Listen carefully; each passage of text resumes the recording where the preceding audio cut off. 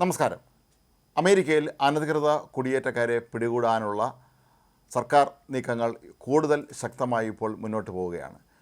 കഴിഞ്ഞ ദിവസം അമേരിക്കയിലെ ജോർജിയയിലുള്ള ദക്ഷിണ കൊറിയൻ കമ്പനിയായ ഹുണ്ടായിയുടെ പ്ലാന്റിൽ നടത്തിയ റെയ്ഡിൽ ഏതാണ്ട് 475 പേരെയാണ് പിടികൂടിയത്.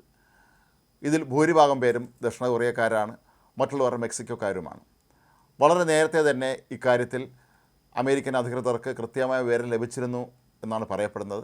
അതിൻ്റെ അടിസ്ഥാനത്തിൽ ശക്തമായ സുരക്ഷാ സന്നാഹമൊരുക്കി റോഡുകൾ വരെ തടഞ്ഞുകൊണ്ടാണ് ഇവിടെ റെയ്ഡ് നടന്നത്. അധികൃതർ റെയ്ഡിനെത്തിയത് അറിഞ്ഞ പല ജീവനക്കാരും സമീപത്തുള്ള ഒരു കുളത്തിൽ ചാടി രക്ഷപ്പെടാൻ ശ്രമിച്ചു. മറ്റു ചിലർ ഫാക്ടറിക്കുള്ളിൽ തന്നെ പല സ്ഥലങ്ങളിൽ ഒളിച്ചിരിക്കാനൊക്കെ ശ്രമിച്ചുവെങ്കിലും അവരെ എല്ലാവരെയും അധികൃതർ പിടികൂടുകയായിരുന്നു. പിന്നീട് ഇവരെ ഒരു ചുമരിൽ നിരനിരയായി ചാരി നിർത്തി ചോദ്യം ചെയ്യുന്നതിൻ്റെ ദൃശ്യങ്ങളും അമേരിക്കൻ സർക്കാർ പിന്നീട് പുറത്തുവിട്ടിരുന്നു.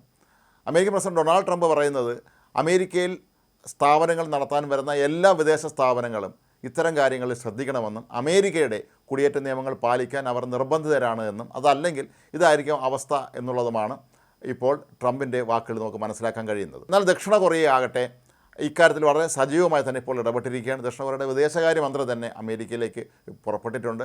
അവിടെ എത്തി അമേരിക്കൻ അധികൃതരുമായി ചർച്ച നടത്തിയതിന് ശേഷം ഇവരെ സ്വന്തം നാട്ടിലേക്ക് കൊണ്ടുപോകാനാണ് അവർ തീരുമാനിച്ചിട്ടുള്ളത്. ഇതിനായി ഒരു ചാർട്ടേഡ് വിമാനം തന്നെ ഏർപ്പാടാക്കാനാണ് ദക്ഷിണ കൊറിയ തീരുമാനിച്ചിട്ടുള്ളത്.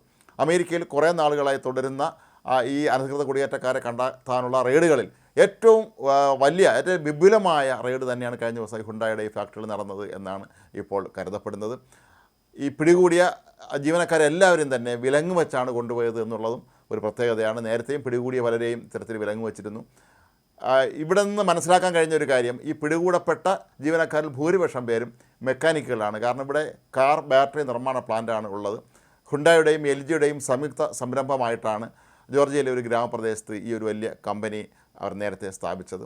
പക്ഷേ ഇവിടേക്ക് എത്തിയ ജീവനക്കാരിൽ പലരും യാതൊരു തരത്തിലുമുള്ള രേഖകളില്ലാതെയാണ് ഇവിടെ ജോലി ചെയ്യുന്നത് എന്നുള്ള വിവരം നേരത്തെ തന്നെ അമേരിക്കയ്ക്ക് ലഭിച്ചിരുന്നു. ഇനി മുതൽ അമേരിക്കയിൽ സ്ഥാപനങ്ങൾ നടത്തുന്ന വിദേശ കമ്പനികളോടൊക്കെ തന്നെ ഇക്കാര്യത്തിൽ കർശന നിലപാട് സ്വീകരിക്കും എന്ന് അമേരിക്ക നേരത്തെയും മുന്നറിയിപ്പ് നൽകിയിരുന്നു.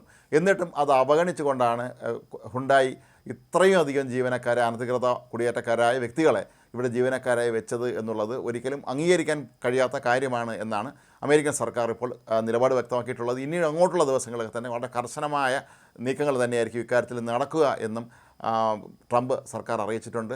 ഡൊണാൾഡ് ട്രംപ് രണ്ടാം തവണ അധികാരത്തിലെത്തിയതിന് ശേഷം ഏറ്റവും പ്രാധാന്യത്തോടുകൂടി നടപ്പിലാക്കുന്ന ഒരു കാര്യമാണ് അനധികൃത കുടിയേറ്റക്കാരെ നാട് കടത്തുക എന്നുള്ളത്.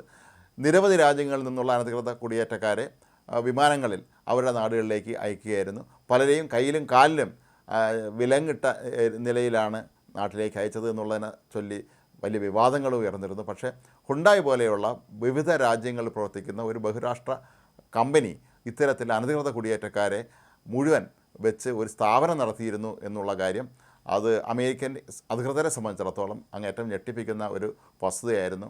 അതുകൊണ്ട് തന്നെ ഈ തങ്ങൾക്ക് ലഭിച്ച ഈ വിവരം കൃത്യമാണോ എന്ന് വളരെ നേരത്തെ തന്നെ അന്വേഷണം നടത്തിയ അക്കാര്യത്തിൽ ഉറപ്പ് ലഭിച്ചതിന് ശേഷമാണ് അവർ ഈ ഫാക്ടറിയിൽ റെയ്ഡ് നടത്താനായി എത്തിയത്.